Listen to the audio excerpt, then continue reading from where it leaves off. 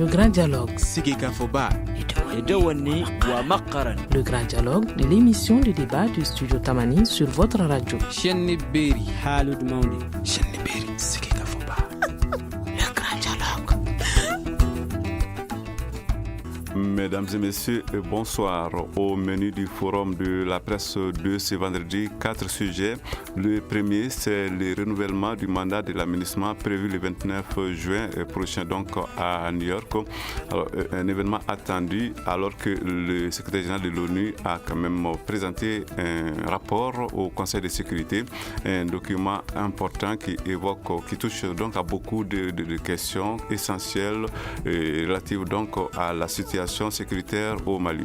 Le second sujet, c'est donc le report d'abord, le report dans un premier temps de la réunion du comité de suivi de l'accord pour la paix et ensuite le fait que les groupes armés annoncent qu'ils seront bel et bien présents à la prochaine réunion, ce sera donc le lundi prochain. Alors comme troisième sujet, nous allons aborder une question assez importante puisque ce sont les autorités françaises qui maintenant reprochent au ICA d'être un peu trop proche des djihadistes de Yad Agagali. Comme quatrième sujet, ce que nous allons aborder, c'est donc les conclusions. Ce sont les conclusions de la conférence de la CEDEAO à Dakar. Tout cela, nous allons en parler avec nos invités qui sont pour le moment au nombre de 2. Il s'agit de Lamfia Sinaba qui est de l'Éveil Hebdo, Benjamin Sangala qui est de Fraternité Africaine. Le troisième journaliste attendu dans ce studio s'appelle Amadou Diallo. Amadou Diallo est de l'Essor. Nous espérons le voir dans ce studio d'un moment à l'autre. À la présentation, Seydou Fomba. Le grand dialogue. Auditrice solitaire, bienvenue. Le renouvellement du mandat de l'aménagement le 29 juin prochain. L'événement est attendu sans doute avec impatience aussi bien ici à Bamako qu'à New York. À New York, d'ailleurs, le secrétaire général de l'ONU a donc rendu public un document qui s'appelle donc un rapport qui lui avait été demandé par le Conseil de sécurité. Et dans ce rapport, il touche à tout ce qui est essentiel et qui se rapporte donc à la situation sécuritaire du pays. Première question à nos invités. Lamfia Sinaba, vous qui êtes donc de l'Éveil Hebdo, est-ce que vous avez pris connaissance du contenu de ce rapport de Ban Ki-moon? Non, bien avant même qu'il ne présente le rapport, le chef de l'aménagement en a parlé au cours d'une conférence de presse la semaine. Globalement, ça parle du mandat de l'aménagement en ce qui concerne son renforcement en termes d'équipement du point de vue des blindés. Il y a un besoin qui se pose aujourd'hui. Et également, renforcement en termes de moyens aériens pour la surveillance aérienne et surtout de renforcement de capacité. Renforcement en termes de renseignement. Parce qu'aujourd'hui, l'aménagement, il faut reconnaître qu'il y a ce besoin criard qu'il y a là aujourd'hui. Les responsables même, que ce soit du côté politique ou encore du côté militaire, ont reconnu qu'il y a aujourd'hui un besoin criard de renseignement. Il faut avoir des éléments sur l'ennemi aujourd'hui. Globalement, le rapport va être axé sur ça.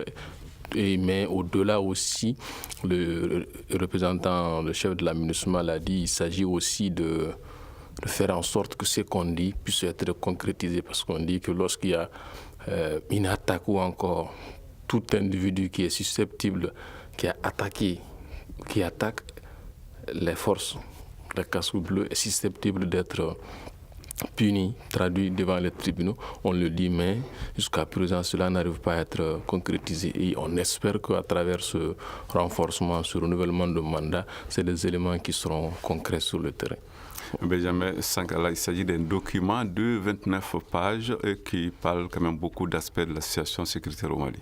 Bien sûr, en fait, comme Lamfia l'a souligné tout à l'heure, cette fois-ci, ce qu'on peut apprécier, c'est que de renouvellement, on pense qu'il faut quand même revoir aussi certaines dispositions, en tout cas du mandat de l'aménagement. C'est vrai, très souvent, on parle de la protection des civils, on parle d'autres, des bons officiers, de la réconciliation et tout autre. Mais j'ai apprécié également aussi l'intervention du chef d'état-major de l'aménagement, Hervé Gomar, qui dit cette fois-ci, demain si on nous attaque, on va réagir. Ça veut dire cette fois-ci, certainement que la ministre vraiment est prête vraiment à réagir à toute attaque qui pourrait en tout cas intervenir. Alors, je disais que le document aborde quasiment toutes les questions essentielles relatives donc à la situation au Mali. Ban Ki-moon a beaucoup parlé. Il annonce des choses auxquelles les Maliens peuvent être assez sensibles. Alors, je vais donc citer un passage de ce rapport. Il est assez long. Alors, citation donc, compte tenu des menaces existantes et afin de renforcer les dispositifs de la MINUSMA, il faudrait envisager de revoir le mandat de la mission pour confirmer qu'elle est autorisée à prendre toutes les mesures nécessaires à l'intérieur de ces zones de déploiement et en fonction de ces moyens afin de faire en sorte que les zones d'opération ne soient pas utilisées pour perpétrer des actes d'hostilité de quelque nature que soit et qui puissent l'empêcher de s'acquitter des tâches relevant de son mandat. Fin de citation. Alors, ceci annonce quand même, à mon avis, la FIA, ce n'est pas quelque chose de nouveau. Bon, en fait, c'est ce à quoi on s'attendait dès le début, mais on nous avait fait croire que c'est un mandat robuste. Même récemment, dans la semaine, le chef de la MINUSMA l'a rappelé que c'est un mandat robuste, dans la mesure où c'est un mandat qui est élaboré sous chapitre 7 du Conseil de sécurité des Nations Unies.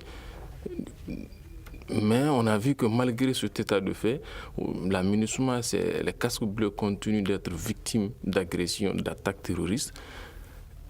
Et on estime qu'il y a lieu aujourd'hui de renforcer. Maintenant, la question qu'il faudrait se poser, pourquoi peut-être avoir attendu tout ce temps pour changer, pour renforcer ce mandat-là? Parce que l'année dernière, on se rappelle, lorsque la MINUSMA demandait le renouvellement, attendait le renouvellement du mandat, on était tous là, on pensait qu'on allait aller au-delà ou encore donner ces genres de la citation que vous venez d'évoquer, ce genre de contenu au mandat de la MINUSMA. Mais malheureusement, ça n'a pas été le cas et il faut reconnaître que quelque part, il y a nos autorités aussi, parce que je me rappelle l'année dernière, juste quand ce mandat a été renouvelé en 2015, les autorités ont été les premières à réagir en disant oui, c'est bon. Mais en réalité, il fallait reconnaître que ça posait d'énormes problèmes. Et ce qui est encore grave dans cette situation, c'est que souvent, les casques bleus eux-mêmes, j'ai l'impression qu'ils n'ont pas conscience ou encore ils n'ont pas une idée exacte de ce qu'ils doivent faire. Parce que ça, c'est le chef de la MINUSMA même qui le dit. Il y a des casques bleus qui lui ont dit, dans la région de Mopti, nous avons vu des hommes en armes qui ne sont pas des militaires maliens. Ils avaient en plus leurs suspects, mais nous n'avons rien fait. Parce qu'on ne sait pas si on devrait agir ou pas, nous n'avons pas été attaqués. Mais il dit que si vous avez réagi de la sorte, vous avez tort. Vous avez tort. Votre mandat vous oblige à être un groupe impartial, mais pas neutre. Donc, quelque part, je me dis que est-ce qu'il ne serait pas lieu aujourd'hui de revoir, même au-delà du renforcement, expliquer aux casques bleus ce qu'ils doivent faire, là où ils doivent aller, là où ils ne doivent pas aller, à mon avis. Alors, Benjamin Sangala, revoir le mandat de la MINUSMA, je crois que beaucoup de Maliens rêvaient entendre cela. Bien sûr. En fait, ça fait déjà 3 ans que les gens vraiment attendent vraiment cet aspect-là. Mais chaque fois, vous voyez derrière moi aussi, chaque fois que les éléments de la MINUSMA sont attaqués, chaque fois des victimes, il ne se passe pas un jour qu'il n'y ait pas en tout cas une victime en tout cas de la MINUSMA. Donc, il est temps de revoir en tout cas la copie.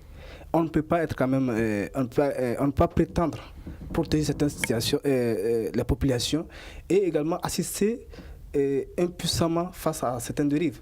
Aujourd'hui, comme je le disais tantôt, aujourd'hui, en tout cas, à partir de ce moment, on peut quand même inclure dans le processus, si les éléments de la MINUSMA sont attaqués, qu'ils puissent quand même réagir également. Alors, il sera donc 17h30 dans moins de 3 minutes, la suite de cette émission dans un instant. Vous écoutez Studio Tamani, votre avis nous intéresse. Écrivez vos commentaires et suggestions sur la page Facebook et dialoguez avec nous. Studio Tamani, c'est aussi les réseaux sociaux. deux journalistes dans ce studio pour revenir sur ce qui aurait fait l'essentiel de l'actualité cette semaine. Il s'agit de l'Amphia Sinaba de l'Éveil Hebdo et de Benjamin Sangala de Fraternité africaine. Alors, nous étions en train d'évoquer il y a donc une minute cette question du renouvellement du mandat de l'aménagement, un événement prévu donc à la fin de ce mois. On a cité un bout quand même du rapport du secrétaire général Ban Ki-moon. C'est un document qui sera examiné par les membres du Conseil de sécurité avant que les décisions ne soient prises. À présent, je voudrais vous dire ceci. Ban Ki-moon, on a dit déjà, il a assez parlé, il est allé jusqu'à recommander que le gouvernement et l'aménagement fixent des objectifs intermédiaires détaillés assortis de délais pour le redéploiement progressif des forces de défense et de sécurité maliennes dans le Nord, ce qui, selon le patron de l'ONU, annoncerait un réexamen du déploiement de l'aménagement. Alors là aussi, je crois que c'est un discours nouveau, non, l'Amphia Sinaba? Bon, un peu nouveau parce que quand on regarde l'accord, il est prévu des éléments de ce genre, mais peut-être qu'on ne s'attendait pas, vu les lenteurs dans l'évolution de l'accord, on ne s'attendait pas à de telles dispositions en l'état actuel. Sinon, à mon avis, c'est des dispositions qui sont déjà prévues. Benjamin Sangala. Qu'on ne se tienne pas seulement au discours, mais que cette fois-ci, une fois que les choses vraiment se rendent à l'ordre, que vraiment que l'aménagement et également l'ONU puissent vraiment réagir en tant que tel. Il me semble quand même difficile d'être indifférent à ces rapports. Vous savez, Ban Ki-moon parle de beaucoup de choses. Il parle d'insuffisance d'hommes, d'équipements, de matériel répondant aux normes de l'ONU. Il parle à présent d'hélicoptères d'attaque, d'unités d'hélicoptères de manœuvre, de bataillons spécialisés de combat et d'une unité de protection de la force de l'ONU. Tout cela, selon vous, ça n'annonce pas de changement, l'Amphia Sinaba? Le changement, c'est nouveau. C'est les exigences du moment.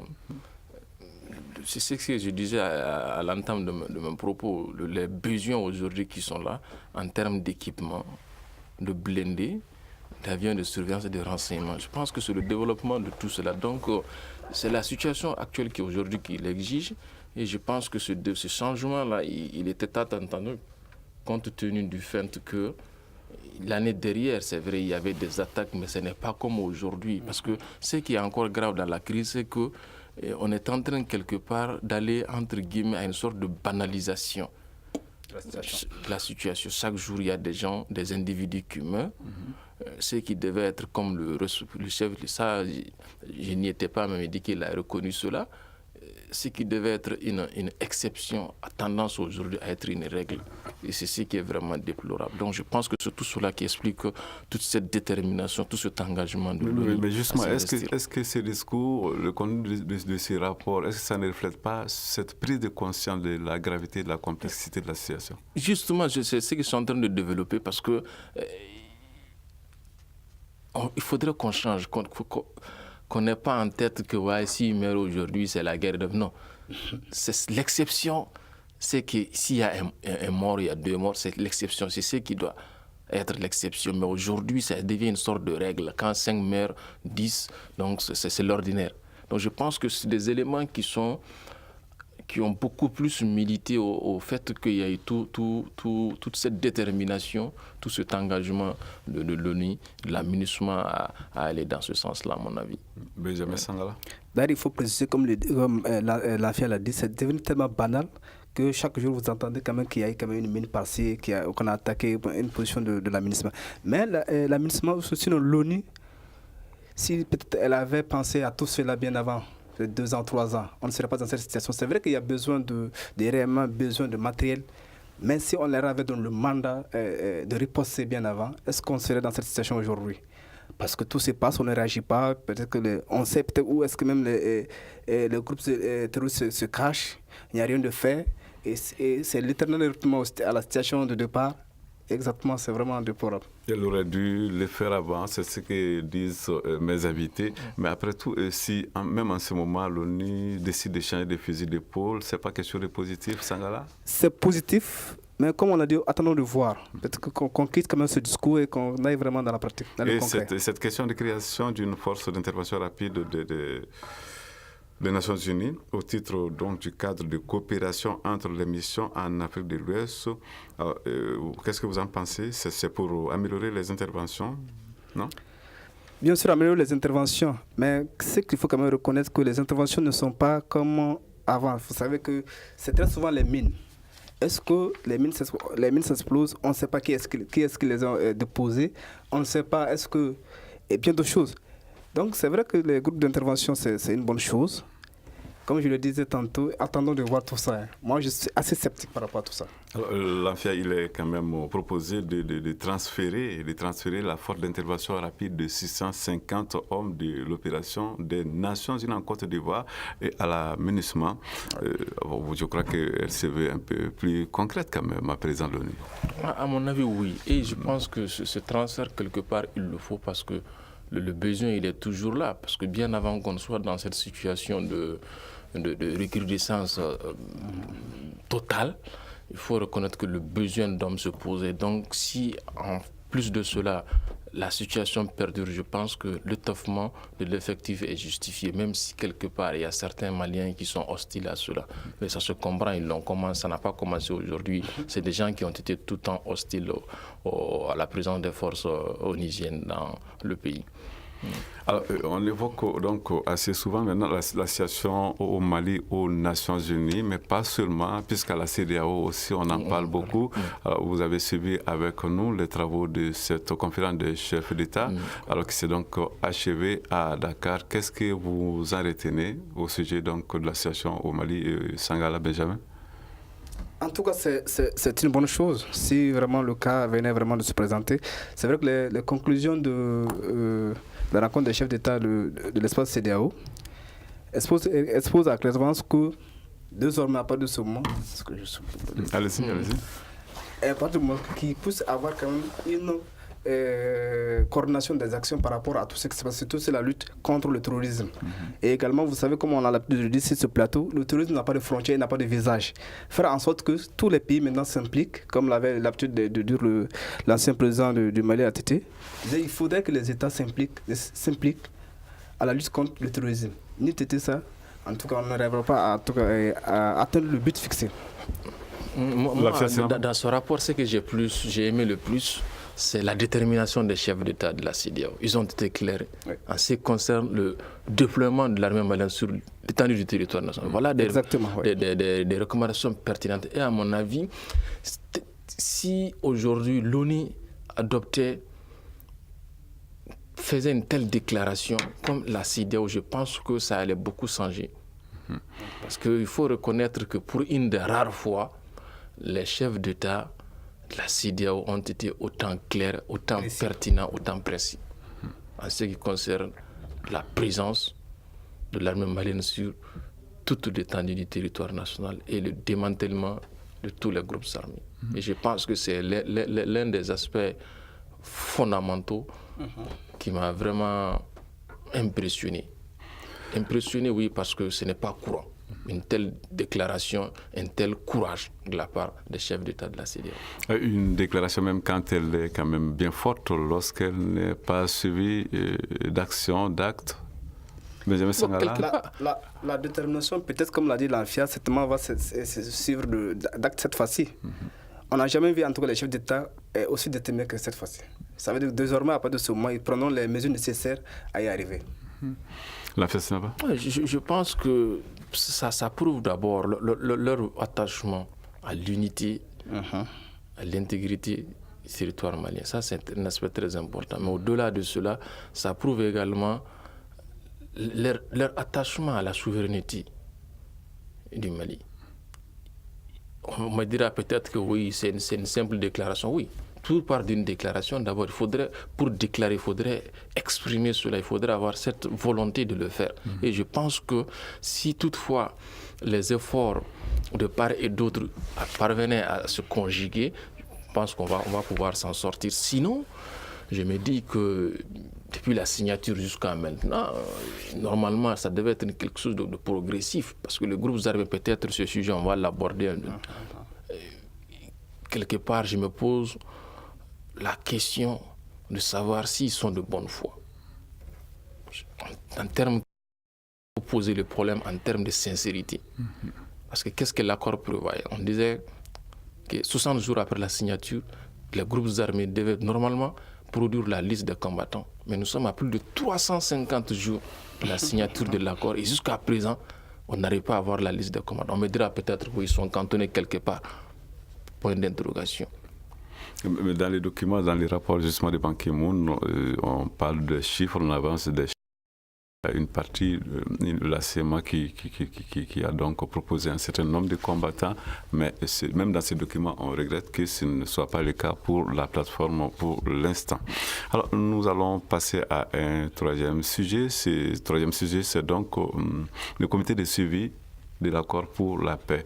Vous le savez certainement autant que moi que les choses ne sont pas faciles au niveau de ce comité, puisque cela fait combien de jours qu'on attend qu'ils reprennent ces activités, ces réunions habituelle.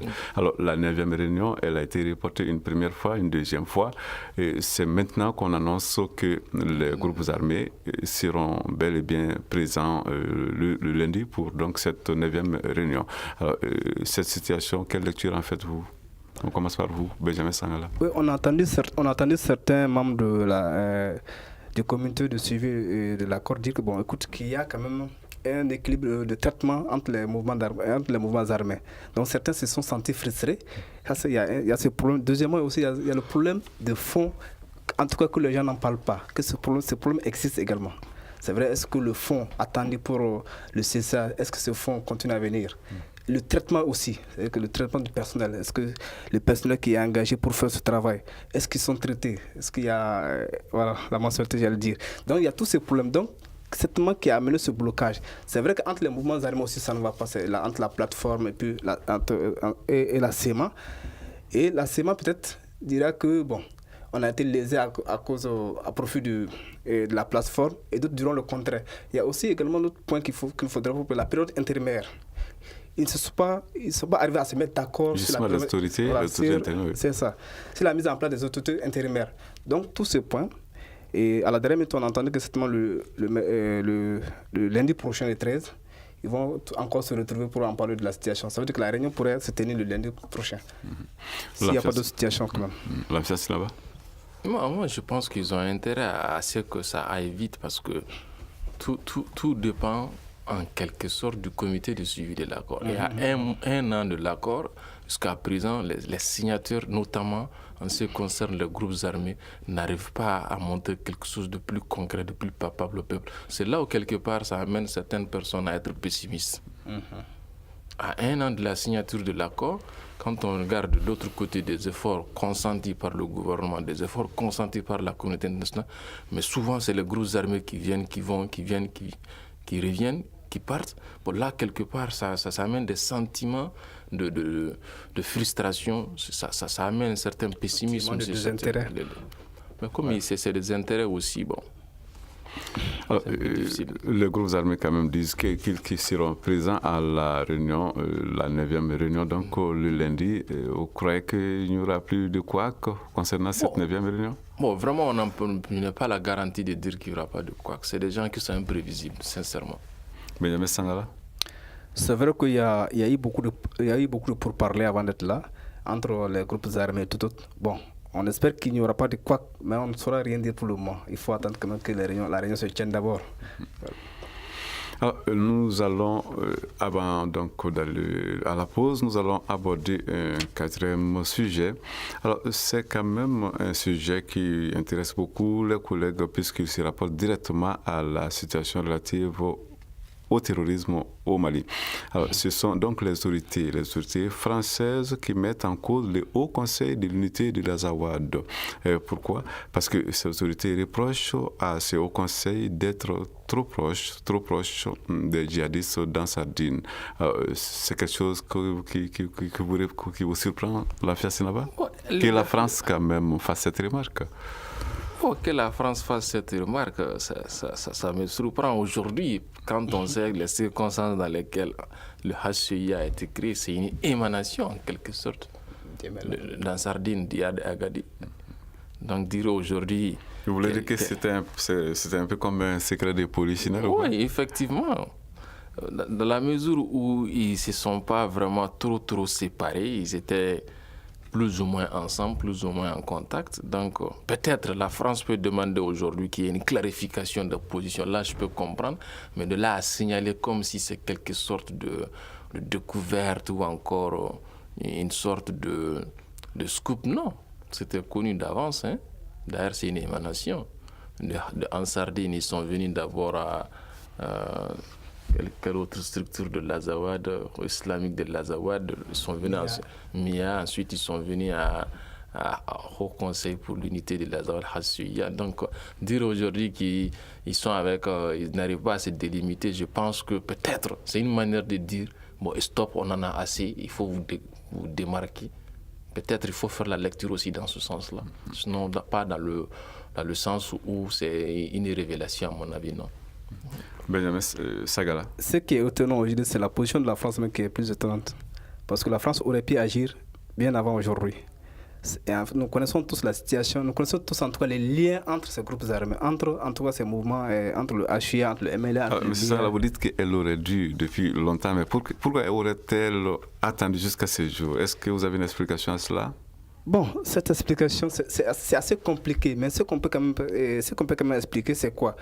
La France, vous voyez que depuis 2012, la France a intervenu dans toutes les zones. Maintenant, à la porte de Kidal, la France stoppe. Et c'est avec la France que le MLA aussi est revenu, vous voyez. Le MLA était quasiment, en tout cas, absent en tout cas, du territoire malien. Et après, d'autres groupes ont été créés, le HUA, le MIA et tout autre. Et on voit aussi l'arrivée de Yagali. Yagali n'a pas pu s'inscrire dans le processus de la paix. On savait qu'il avait quand même des intentions de... Mais pourquoi la France, à ce moment, n'a pas pu à IAD, ou bien de clarifier sa position, ou à d'autres mouvements armés qui sont avec lui, clarifier leur position? Bon, c'est vrai qu'aujourd'hui, s'ils disent, bon, écoutez, au HCA de clarifier leur position, bon, tant mieux, si ça peut quand même arranger la situation. Mais elle aurait dû faire avant, pas aujourd'hui. Studio Tamani, presque 17h45, la suite de cette émission dans un instant. Une réaction, un avis, un commentaire. Réagissez sur la page Facebook de Studio Tamani et restez connectés avec nous. Studio Tamani sur les réseaux sociaux pour vous faire entendre. La FIA Sinaba de Veille Hebdo et Benjamin Sangala de Fraternité africaine avec moi dans ce studio pour revenir sur ce qui aurait constitué l'essentiel de l'actualité. Nous abordons à présent, nous l'avons déjà fait avant la pause, nous abordons donc ce que la France reproche aujourd'hui au Conseil de l'unité de l'Azawad. Elle reproche donc à ce Haut Conseil d'être trop proche d'Agali, donc d'être trop proche des djihadistes. C'est un élément nouveau. Alors, dites-nous à présent, l'Amphia Sinaba, après tout, le Haut Conseil de l'unité de l'Azawad a quand même réagi. Elle récuse et elle dit qu'elle a fait ses preuves, elle a apporté des preuves comme quoi elle n'a rien à voir avec le mouvement djihadiste. Peut-être compte tenu du fait que le HCI a été à Alger. Tous les groupes qui ont été à Alger se sont démarqués de groupes terroristes, mais je pense que ça, c'est les versions officielles, mais les dessous, il y a toujours des connexions. J'étais sur un sujet, je voulais avoir la version de l'ambassade de France, mais là, j'avoue que ça n'a pas été facile. C'est lequel aussi, c'est pas un secret, c'est quel sujet? Non, c'était un sujet par rapport à la formation d'une unité antiterroriste du MNLA financée par l'opération Barkhane. Quand je voulais avoir la version de l'ambassade, on m'a fait tourner. Donc je me dis, pourquoi tenir tout ce silence-là aussi quelque part? C'est nos partenaires, ils doivent communiquer. Le peuple a besoin de cela pour davantage clarifier. Tout cela, c'est des éléments qui peuvent nous aider à faire avancer les choses dans le processus. Mais malheureusement, il y a ce déficit de communication. Maintenant, pour revenir au cas HCIA Yadagali, je pense que ce que les Américains ont fait en son temps, si la France avait fait, ça aurait été mieux. Le département d'État des États-Unis, j'ai le communiqué, on peut l'avoir aussi sur le net, ils ont été clairs, ils ont déclaré IAD comme ils sont sur la liste internationale des terroristes, déclaré comme tel, et on a mis sa tête à prix. Mais les Américains, Et ils l'ont fait, mais pas la France. La France est restée, elle a tourné autour du pot. Et quand on a posé la question à un haut responsable français, mais il dit s'il y a des terroristes ou pas, la question il faut la poser à Iyad, c'est lui seul qui peut répondre. Bon, vous voyez, quelque part, ça amène une certaine situation de confusion. Donc si aujourd'hui elle demande à ce que Hassiya se démarque, clarifie sa position, je pense que peut-être qu'elle veut davantage elle aussi clarifier sa position. Parce qu'il faut reconnaître qu'aujourd'hui, beaucoup de Maliens pensent que la France n'est pas claire dans cette histoire. La preuve, on a fait tout le processus ensemble. À l'entame de Kidal, paf, on ferme la porte à l'armée malienne. Et le pire, à l'époque, on a convaincu nos hauts gradés pour qu'ils puissent eux-mêmes justifier leur absence à Kidal. Parce qu'on est allé jusqu'à dire que voilà, on a un problème de moyens aériens, il faudrait que les troupes soient aéroportées, on n'a pas de moyens. Mais l'histoire a prouvé qu'autre chose. Les éléments de Mamari ont pu progresser, on l'a vu. Donc, quelque part, il faut reconnaître, c'est vrai, c'est des gens qui sont venus nous aider, nous sommes reconnaissants, mais il faut reconnaître que quelque part, si nous sommes dans cette situation qui crée souvent des confusions, quelque part, la France a une grande part de responsabilité là-dedans. Ça aussi, il faut le dire. C'est sincère. Alors, Benjamin Sangala, quand le AICA nie être proche des djihadistes, c'est sincère comme réaction, selon vous? Sincère ou pas, c'est quand même une version officielle, si le HA le dit peut-être. Mais quoi qu'il en soit, comme je l'ai dit, il y a quand même connexion entre le HA et Iyad Agali. C'est des gens qui se connaissent très bien. C'est des gens qui ont bien travaillé ensemble. Donc aujourd'hui, si le HA peut-être requise la position de la France, il faut peut-être se poser la question, qu'est-ce qui est arrivé entre le HA et la France? Pour que la France demande à ce que le HA précise sa position. Donc il faut quand même qu'on sache qu'est-ce qui est arrivé entre la France et le HA. Et maintenant, qu'est-ce que la France veut? À partir de ce moment, peut-être Iyad Agali, on sait, la France sait où est-ce qu'il se trouve, peut-être certainement. Tout le monde sait que Iyad Agali se trouve à Kidal. Mais est-ce que la France a l'habitude, une fois d'informer la population malienne, dire bon, nous voulons informer la population malienne sur la position d'Iyad Agali? On n'en a jamais eu. Il y a aussi un problème d'information entre les forces Barkhane et les forces armées maliennes, également aussi l'aménagement. C'est vrai, la France, les forces Barkhane opèrent à Kidal. Est-ce qu'ils informent tant bien nos forces armées? Est-ce qu'ils informent les forces de l'aménagement? Donc il y a ce problème d'information qu'il faut régler entre nous aussi. L'Anfia Sinaba, à présent, on va vous poser cette question. La France qui accuse donc le HCA d'être trop proche des djihadistes et d'Iyad Agali. Est-ce que ça ne va pas susciter des règlements de compte au sein de la CMA? Non, on ne va pas demander de compte quand même? À la CMA, je ne pense pas. Tout le monde n'a pas... Je ne pense pas qu'on va demander au sein de la CMA de faire des comptes, dans la mesure où les trois entités de la CMA, à savoir le MAA, le MLA et le ACIA, en allant à Alger, chacun s'est déclaré indépendant, différent, dissocié des terroristes, des groupes terroristes et narco-djihadistes. Donc je pense que des moments où il y a cette clarification, ça m'étonnerait qu'il y ait encore des problèmes au sein du groupe, à mon avis. Alors, vous, Benjamin Sangala, qu'est-ce que vous en dites cette déclaration quand la France reproche au HCA d'être trop proche d'Iyad Agali et des djihadistes? Vous pensez que ça n'aura pas d'effet au niveau de la CMA? Non? C'est vrai qu'il y aura peut-être d'effet au niveau de la CMA, mais est-ce que cet effet va amener à ce que les gens pourront quand même aujourd'hui, comment on appelle ça, rompre avec les négociations, quoi qu'il en soit, au niveau où nous sommes, ça va être très très difficile pour les différents groupes de se retirer entre les négociations. Donc quoi qu'il en soit, il faut quand même recoller le morceau pour que les négociations puissent aller de l'avant. Mais retourner la vaisselle, c'est très compliqué. On va, puisqu'il nous reste un tout petit peu de temps, quand même, on va évoquer un sujet. Le QNet, vous en avez entendu parler? Oui. Qu'est-ce que ça vous dit? Bon, moi, je ne me suis pas trop intéressé au sujet, sincèrement. Mais je n'aime pas aussi commenter les articles des confrères dans ce sens-là, dans la mesure où il est question aujourd'hui d'une question, en quelque sorte, de bras de fer. Parce que c'est le Tchikan qui en parle, et puis de l'autre côté, on a l'honorable qui est incriminé, accusé. Maintenant, si on parle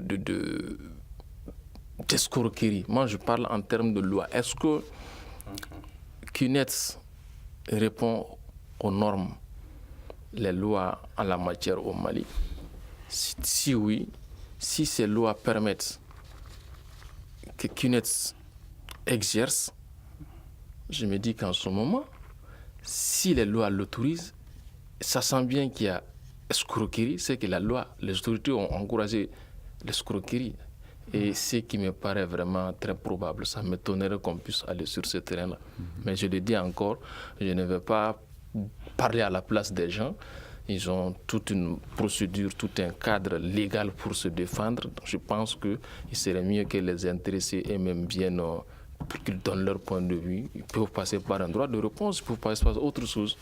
Voilà. Benjamin Sagala.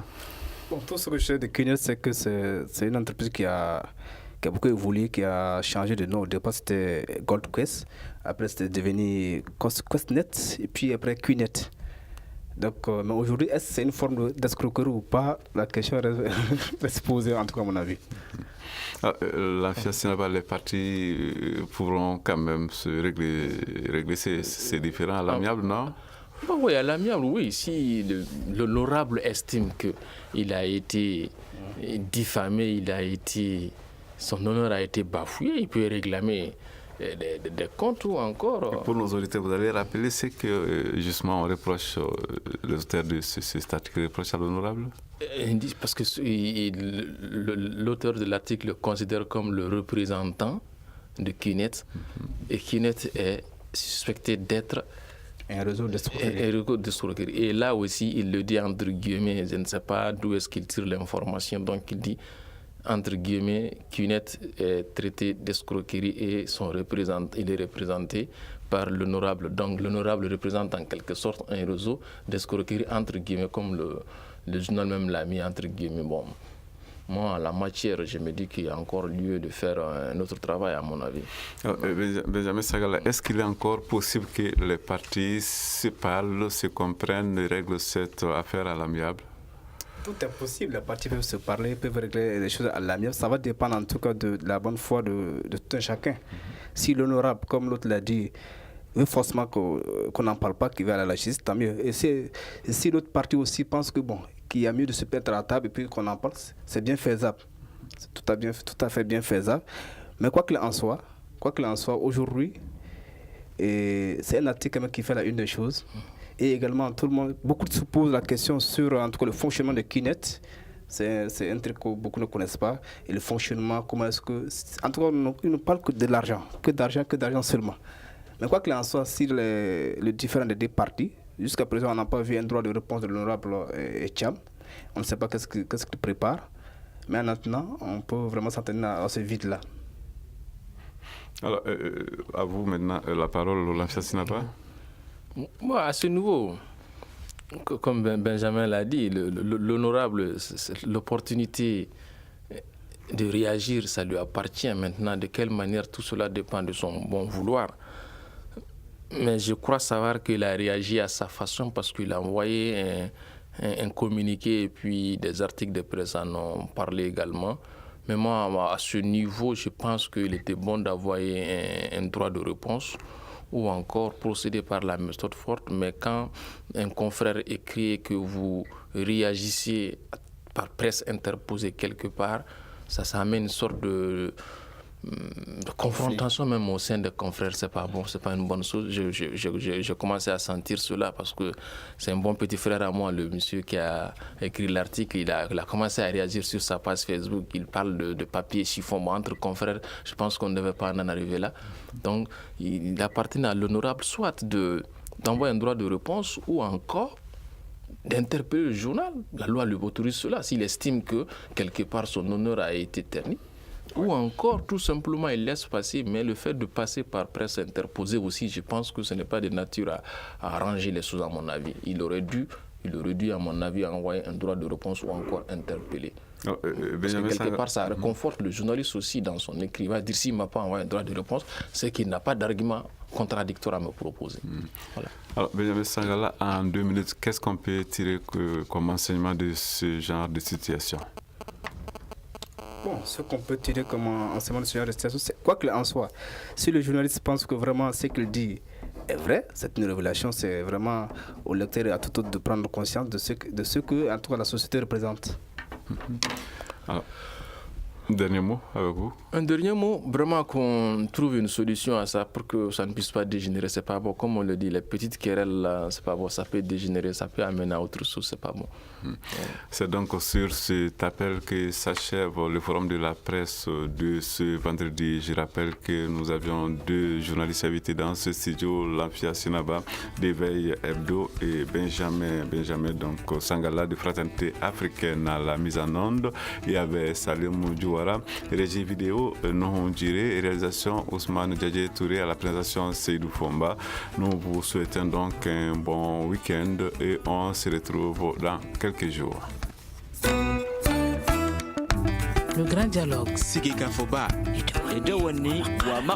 Le grand dialogue de l'émission de débat du studio Tamani sur votre radio.